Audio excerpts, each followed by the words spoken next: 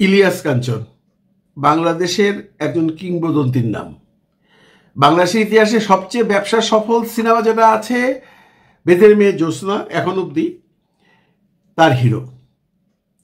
বাংলাদেশ চলচ্চিত্র শিল্পী সমিতির শেষ সভাপতি এবং বাংলাদেশ নিরাপদ সড়ক চাই ডিসচার্জ উনি প্রতিষ্ঠাতা সভাপতি, সম্মানীয় ব্যক্তি, এতে কোনো সন্দেহ নেই। বহু বছর চলচ্চিত্রে কাজ করছেন এবং চলচ্চিত্র থেকে উনি অনেক কিছু পেয়েছেন। দুইবার পেয়েছেন জাতীয় চলচ্চিত্র পুরস্কার, একবার পেয়েছেন 21 পদক এবং লাস্টলি পেয়েছেন আজীবন সম্মাননা পুরস্কার। সম্মান নিয়েই ছিলেন, সম্মান নিয়েই থাকতেন। চলচ্চিত্র যখন করতেন তখন দাপিয়ে বেড়াতেন, নাম বদনাম অনেক কিছুই আছে। কস্টিউম নিয়ে ওনার সাথে অনেক বাকবিতণ্ডা আছে, খাওয়া পড়া নিয়ে অনেক বাকবিতণ্ডা আছে, কিন্তু মানুষ হিসেবে এতটুকু খারাপ উনি নন। চলচ্চিত্রে সবাই তাকে ভালোবাসেন। একটা শুধু ওনার খারাপ অভ্যেস ছিল, ওনাকে দূর থেকে সালাম দিলে উনি খুব একটা সুন্দরভাবে সালামটা গ্রহণ করতেন না। এটা সবাই বলে, আমি নিজেও দেখেছি। এগুলো তার ব্যক্তিগত ব্যাপার।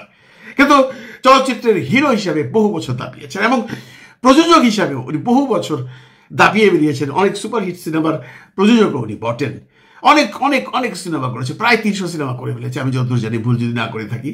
বাংলাদেশে এমন কোনো পরিচালক নেই যার সাথে উনি কাজ করেনি, যদি আমার ভাগ্যে হয়নি। অনেকের সাথে উনি কাজ করেছেন এবং একটু নিজেকে অ্যালোফি রাখতেন। উনি কাজের পরে খুব একটা ওই আড্ডা মারা, যে লিয়াজো মেনটেন করা বা চলচ্চিত্রে মানুষের সাথে সময় কাটানো, এগুলো উনি কখনই পছন্দ করতেন না। যেটা মান্না করতো, যেটা সালমান শাহ করতো, যে শুটিংয়ের পর সিনেমা নিয়ে আলোচনা, নেক্সট প্রজেক্ট কি, কোথায় কি করছে, কোথায় কোন বিশ্বের কোন জায়গায় কোন ভালো ছবিটা হচ্ছে, এগুলো কিন্তু মান্না খুব ইন্টারেস্টেড ছিল। এমনি সালমান শাহ ছিল কিছুটা। এরপর তো রুবেল যারা আছে, রুবেল, জসিম ভাই, এরা তো দিন রাত শুধু সিনেমা নিয়ে চিন্তা করতো। উনি আবার সেই দলের নন। উনি শুটিং শেষ বাড়ি থেকে নিজের পরিবারের চিন্তাই করতেন। এটা অবশ্য ভালো অভ্যেস, পরিবারকে প্রচন্ড সময় দিতেন। আপনারা জানেন ওনার প্রাণপ্রিয়া স্ত্রী সড়ক দুর্ঘটনায় মারা গেছেন, যার জন্য উনি চিকিৎসা শুরু করেছেন। তো উনি মারা গেছেন কক্সবাজার যাবার পথে, সেটা অনেক পুরনো কাহিনী। এরপর উনি আবার দ্বিতীয় বিয়ে করেছিলেন দ্বিতীয় ম্যাডামের সাথে, সেটা যে কোনো কারণে টিকে নেই। এগুলো তার পার্সোনাল ব্যাপার, সেগুলো নিয়ে আমি আলোচনা করতে চাই না। উনি আজকাল আলোচনা এসছে একটা নতুন সাবজেক্ট নিয়ে, সেটা হলো শাকিব খানের ছবিটা তুফান কলকাতায় মুখ থুবড়ে পড়েছে। উনি একটা স্ট্যাটাসকে ট্যাগ করেছে বা উনি লিখেছেন। এটা ওনার দুইটা পেজ আছে, একটা ইলিয়াস কাঞ্চন পেজ বা আরেকটা হলো নিরাপদ সড়ক চাই রে কিরকম একটা। অনেকে যদিও বলছেন এটা একটা ওনার পেজ বা ওনার নিরাপদের যে পেজটা সেটা হ্যাক হয়ে গেছে, এই জন্য হয়তো এটা হয়েছে। উনি এরকম পোস্ট দিতে পারেন না। আমি তাদের জ্ঞাতার্থে বলছি, যদি হ্যাক হয়ে যেয়ে থাকে উনি কিন্তু আরেকটা পাল্টা স্ট্যাটাস দিতেন যে আমার এটা হ্যাক হয়ে গেছে। আসলে হ্যাক হয়নি, আসলে ওটা উনি দিয়েছেন। ইভেন কি এত তোপের মুখে পড়ার পরেও, কারণ এটা নিয়ে আপনারা জানেন বন্ধুরা, অনেকেই অনেক ধরনের ভিডিও বানাচ্ছে, নেগেটিভ ভিডিও বানাচ্ছে ওনার বিপক্ষে, ওনাকে একটা তোপের মুখে ফেলে দিয়েছে। তারপরেও কিন্তু উনি সেই স্ট্যাটাসটা ডিলিট করেননি বা করবেন উনি, এটা উনি ইচ্ছাকৃতভাবে দিয়েছেন। এতে করে কার লাভ হয়েছে কাঞ্চন সাহেব? যদিও অনেকেই আবার বলছেন যে চলচ্চিত্রে যে একটি দল আছে, আমি দলই বলবো, কিছু অল্প সংখ্যক কিছু মানুষ যারা শাকিব খানকে দেখতে পারে না, শাকিব হেটার্স, যারা দিনরাত শাকিব খানকে নিয়ে ডিসগাস্টিং কথাবার্তা বলে, তাদের দলে নাকি ইলিয়াস কাঞ্চন নাম লিখিয়েছে বা ইলিয়াস কাঞ্চনকে তাদের দলে টানা হয়েছে এবং তাদের মাধ্যমেই এটা দেওয়া হয়েছে। সেটা আমি বিশ্বাস করি না, এই জন্য যে চলচ্চিত্রের 2-1 লোক ব্যতীত বাকি সবাই এমনটি নয়। এখন আপনারা প্রশ্ন করতে পারেন, কই চলচ্চিত্রের মানুষ তো কোনো ভালো স্ট্যাটাস দিল না রে ভাই। কোনো চলচ্চিত্র অ্যাসোসিয়েশন তো এখন পর্যন্ত এই সিনেমাটা নিয়ে কোনো রকম স্ট্যাটাস দিয়ে বলল না যে আমরা তুফানের সাফল্যে গর্বিত। এটার একটা অন্য কারণ আছে, অন্য ব্যাখ্যা আছে, সেটা আমি আরেকটা কন্টেন্টে দেব। কিন্তু তারা কিন্তু কেউই এই ধরনের স্ট্যাটাস দেননি যে তুফান ফ্লপ বা তুফান কলকাতায় মুখ থুবড়ে পড়েছে বা সাকিবের মার্কেট শেষ। এগুলো কিন্তু তারা কেউই লিখেননি, 2-1 জন ব্যতীত। মৌখিক ডিসকাশন আপনার এই অনলাইনে এসে করা ছাড়া রিটেন কোনো ব্যাড রিমার্কস কোনো অ্যাসোসিয়েশন বা কোনো অ্যাসোসিয়েশনের উপর শ্রেণীর নেতাগণ কেউই কিন্তু করেননি। তুফান নিয়ে ভালো কথাও বলেননি, তুফান নিয়ে খারাপ কথাও বলেননি। কিন্তু কাঞ্চন সাহেব কেন বললো, এই প্রশ্নটা এখন ঘুরপাক খাচ্ছে চলচ্চিত্রের সবার মাঝে। সবাই শুধু ভাবছেন তাহলে কি কাঞ্চন সেই দলে চলে গেল যে দলের কিছু মানুষ, অল্প কয়েকজন মানুষ শাকিব খানের পেছনে সারাদিন লেগে থাকে, সেই দলে নাম লেখালো? হতে পারে, নাও হতে পারে। তো কাঞ্চন ভাই যে কাজটা করেছেন আমি এর তীব্র প্রতিবাদ জানাচ্ছি যে আপনি একটা সম্মানীয় ব্যক্তি, আপনি লাস্ট একটা প্রেসিডেন্সিয়াল অ্যাসোসিয়েশনের, আপনি চলচ্চিত্রকে ভালোবাসেন, আপনি চলচ্চিত্রের মানুষ, চলচ্চিত্র আপনাকে অনেক কিছু দিয়েছে, চলচ্চিত্র আজকে আপনাকে সারা পৃথিবীতে পরিচিত করিয়ে দিয়েছে।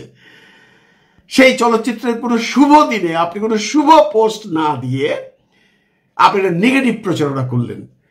শুভদিন বলছি এই জন্য, আপনি নিশ্চয়ই জানেন কাঞ্চন সাহেব যে তুফান সিনেমাটা শুধু বাংলাদেশেই নয়, বিশ্বের অনেক দেশে দাপিয়ে বেড়াচ্ছে। আপনার সন্তানরা থাকে বিদেশে, তাদেরকে জিজ্ঞাসা করুন কানাডায় কেমন চলছে, আমেরিকায় কেমন চলছে, উত্তরটা আপনি পেয়ে যাবেন।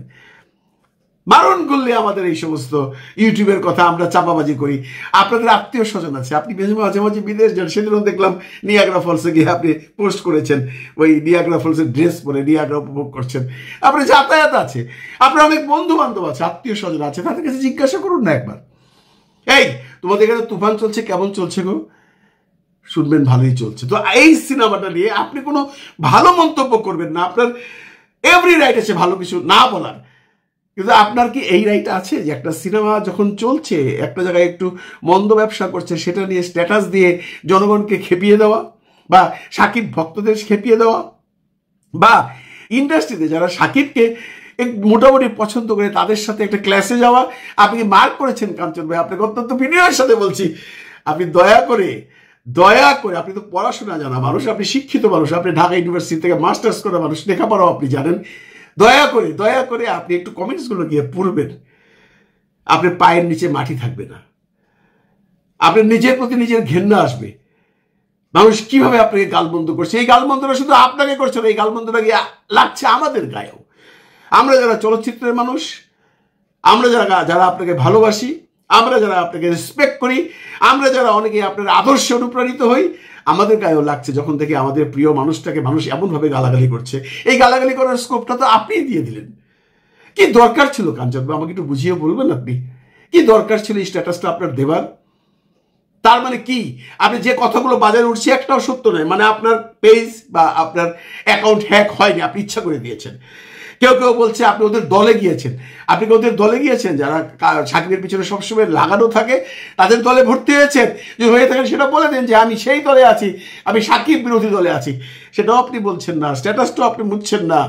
এই যে গালমন্দ শুনছেন, আপনার ছেলে বড় হয়েছে, সংসার বড় হয়েছে, ওরা যখন বিদেশ থেকে এই স্ট্যাটাসের গিয়ে আপনার এই কমেন্টসগুলো পড়বে, ওদের মনটা খারাপ হবে না? ওরা আপনাকে জিজ্ঞেস করবে না, বাবা তুমি এটা কেন লিখতে গেলে আর কেন করতে গেলে, এখন মানুষ তোমাকে এভাবে গালাগালি করছে, এগুলো শুনতে তো ভালো লাগে না? নিশ্চয়ই তারা বলবেন। আপনি ভালোই তো ছিলেন, আপনি চলচ্চিত্র শিল্পী সমিতির প্রেসিডেন্ট ছিলেন, তখন সেখানটায় কতটুকু নাম কামিয়েছেন বা দুর্নাম কামিয়েছেন সেটা নিয়ে আমি আলোচনায় যেতে চাই না। আপনি শিল্পী সমিতির সভাপতি হিসেবে 2 বছর কি কাজ করেছেন, কি করেননি, আমি সেখানেও যেতে চাই না। কারণ আপনাকে আমরা সবসময় একটু আলাদা রাখতে চাই। আপনি একজন সজ্জন ব্যক্তি, আপনি একজন ধার্মিক মুসলমান। আপনি সবসময় আমাদের সাথে যখন কথা বলেন বা যে কোনো জায়গায় কথা বলেন, ধর্ম নিয়ে কথা বলেন, মানুষকে সাবাক দেন, তোমরা এই পথে ছিল, ওই পথে ছিল। অনেকেই আপনাকে ফলো করে কাঞ্চন ভাই, আপনি জানেন না, অনেকেই আপনাকে ফলো করে। আপনার এই সমস্ত তাত্ত্বিক কথাবার্তা, ধর্মীয় কথাবার্তা শুনে অনেকেই আপনাকে ভালোবাসে। এখন আপনি যেটা করলেন সেটা কি একটু বিরোধী মতামত হয়ে গেল না? আপনি নিজে একবার ভাববেন তো। গীবত গাওয়া ভালো, ছবিটা ভালো চলছে না, মানলাম চলছে না, আমরা জানি চলবে না, আমরা জানতাম চলবে না, আমরা তো সেটা নিয়ে খুব একটা ওয়ারিড নই। আপনি হঠাৎ করে ওয়ারিড হয়ে গেলেন। যখন ছবিটা চলছিল ঢাকায় বা বাইরে চলছে, তখন তো একটা স্ট্যাটাস দিতে পারতেন কাঞ্চন ভাই, আপনি যে তুফানের সাফল্যে আমি গর্বিত, দেননি। সাকিবের সাথে আপনার কোনো ব্যক্তিগত শত্রুতা আছে বলে আমার জানা নেই, কারণ সাকিব আপনাকে অসম্ভব রেসপেক্ট করে আমি যতদূর জানি। ও কখনই আপনার সম্পর্কে কোনো রকম বিরূপ মন্তব্য কোথাও করেনি। আপনি যে এত ঘটনা ঘটে গেল বাংলাদেশ চলচ্চিত্র শিল্পী সমিতি নিয়ে, আপনাদের চেয়ার নিয়ে, নিপুণকে নিয়ে, কখনো শুনেছেন কাঞ্চন ভাই যে সাকিব একটা মন্তব্য করেছে? আপনার বিরুদ্ধে তো অনেকেই অনেক ধরনের মন্তব্য করেছে। সাকিব করেনি, আপনাকে সে ভীষণ রেসপেক্ট করে। অর্থাৎ তার সিনেমাটা নিয়ে আপনি এমন একটা কাজ করলেন যেটা জনগণ মানতে পারেনি। বা সাকিবের যারা ভক্ত শুধু তারাই নয়, সাকিবিয়ান যারা আছেন তারাই নয়, সাধারণ মানুষও কিন্তু আপনাকে কোনো ভালো বলছে না, বলছে যে আপনার কি দরকার ছিল এই ধরনের স্ট্যাটাস দেবার, আপনি কেন এটার মধ্যে নাক গলাচ্ছেন, ভালো বলবেন না, খারাপটা তুলে ধরলেন কেন? একবার ভাববেন কাঞ্চন ভাই, আপনি কাজটাকে ঠিক করেছেন কিনা। এবং আপনার কাছে আবার অনুরোধ থাকবে, গালাগালির লিস্টটা লম্বা না হবার আগে দয়া করে একটু ডিলিট করে দিন, তাতে করে আপনার সম্মান বাড়বে, কমবে না। ভালো থাকবেন সবাই, ভালো রাখবেন সবাইকে। খুদা হাফিজ।